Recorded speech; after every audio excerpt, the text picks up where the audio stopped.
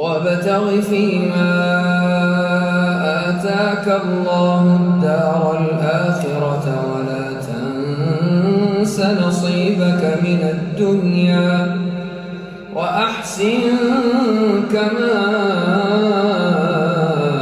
أحسن الله إليك ولا تبغ الفساد في الأرض إن الله لا يحب المفسدين. السلام عليكم، ازيكم عاملين ايه؟ بكونوا كويسين. فيديو النهارده بقى ان شاء الله نعمل ايه في الاجازه بتاعت باذن الله نص السنه، نتصرف فيها ازاي، وان شاء الله ازاي نستغلها افضل استغلال، وازاي باذن الله نخرج منها واحنا لامين كل اللي ورانا، ونعمل ايه فيها بالظبط. ولو انا مثلا كنت مخلص كل اللي ورايا اعمل ايه، ولو انا في حاجات واقعه مني استغلها برضو ازاي، وازاي اتعامل مع الاجازه. كل الاسئله دي ان شاء الله هنجاوبها في الفيديو ده. اول حاجه تعمل ايه في الاجازه يا ولاد؟ هي اسمها اجازه يعني اريح فيها، ارتاح فيها شويه، اخرج من مود ثانويه عامه، اخرج من مود الكآبة اللي انا عايش فيه، مود الاكتئاب ده، اخرج من اي حاجه كانت مضايقاني، واحاول ان انا اموف اون بسرعه واعديها، علشان ان شاء الله الفتره الجايه بقى اكمل السنه صح.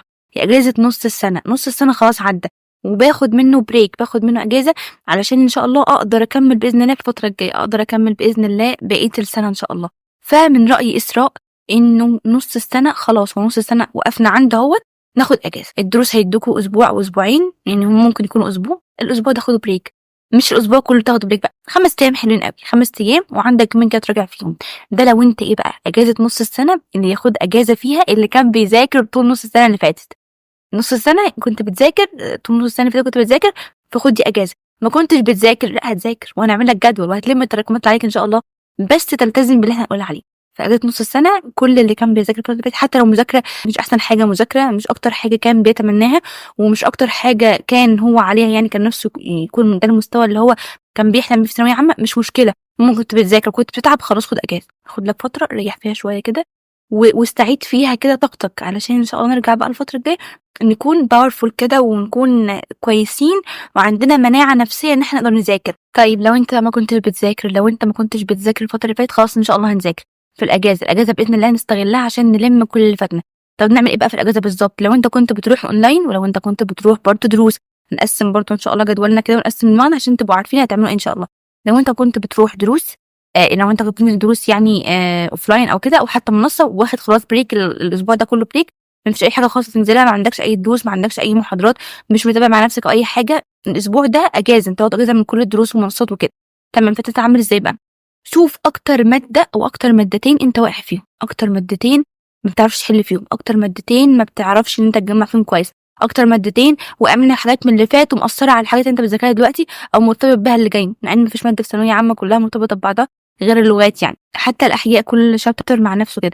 فانت هتشوف ايه اكتر حاجه واقعه منك، ايه اكتر حاجه مستواك فيها مش احسن حاجه، تبدا بقى انت تشتغل عليها، تبدا تقوي من نفسك في الماده دي، تبدا تقوي مستواك وتشتغل على مستواك الفتره دي، تبدا ان انت تحل مثلا. لو انت مستواك، لو انت واقع في الحل ابدا حل، لو انت مثلا مش احسن حاجه في المراجعه وواقع منك حاجات، ابدا لما اعمل جدول لمده 5 ايام، هناخد ان شاء الله يومين اجازه، و5 ايام هنذاكر فيهم باذن الله. ده لو انت مراكم حاجات. 5 ايام خد لك يومين لماده ويومين لماده، ويوم حل على المادتين. شوف انت اكتر حاجه واقعه منك، اكتر حاجه مستواك فيها مش احسن حاجه، اكتر حاجه مضايقاك، وابدا اشتغل عليها، ابدا احسن من نفسك وطور من نفسك وابدا اشتغل. مفيش حاجه اسمها الوقت عدى، الوقت خلاص ما عادش لصالحك، مش حاجه اسمها كده. طالما اليوم ده انت موجود، طالما اليوم ده ربنا مدينا العمر، يبقى نستغله، يبقى نستغله صح.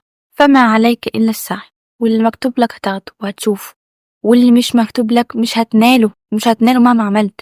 فانت اعمل اللي عليك وخلاص، اعمل عليك عشان ما يجيش عدى علينا يوم تحس فيه ان احنا قصرنا، نحس فيه ان احنا ضيعنا وقت، نحس فيه ان احنا لا، كان عندنا فرصه واحنا ضيعناها، كان عندنا فرصه وفتره لو استغليناها نبقى اشخاص تانية خالص. بس من الكسل احنا اللي وصلنا لنفس المرحله دي. مش عايزين نوصل لنقطه اقعد اعاتب فيها نفسي، واقعد الوم فيها نفسي، واقعد اندم عليها. مش عايزين نوصل نفسنا لنقطه زي ديت. ليه بقوله كده كل مره باكد على النقطه دي؟ لانه احساس الندم احساس وحش قوي.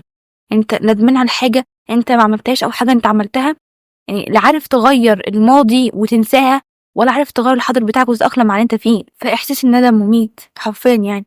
فيا ولاد اعملوا اللي عليكم، واستغلوا الفتره اللي انتوا فيها ديت، وحاولوا على قد ما تقدروا تتحسنوا وتغيروا من نفسكم وتطوروا من ادائكم، واعملوا كل اللي عليكم. زي ما قلت لكم قسموا المده 5-2 او 2-5، على حسب انت كنت مراكم او لا، على حسب انت مستواك عامل ازاي في المواد ديت.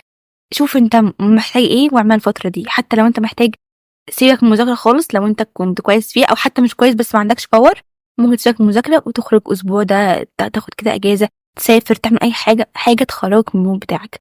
يعني الاجازة دي موجودة علشان يا اما اخرج من المود الاكتئاب اللي انا فيه واحاول ان انا ابقى كويس وصحتي النفسية كويسة، يا اما ان انت تحاول ان انت تغير من نفسك وتتطور من مستواك في الفترة دي. فانت اعمل حاجة من الاتنين، اللي هم ما تسيبهاش تعدي كده، ما تسيبهاش قاعد مكتئب وقاعد في البيت نايم وتعبان وزعلان ومكتئب، لا، فوقوا كده واستعيدوا طاقتكم وحياتكم عشان ربنا يكرمكم، وتفائلوا بالخير تجدوا. انا بحبكم، مع السلامة.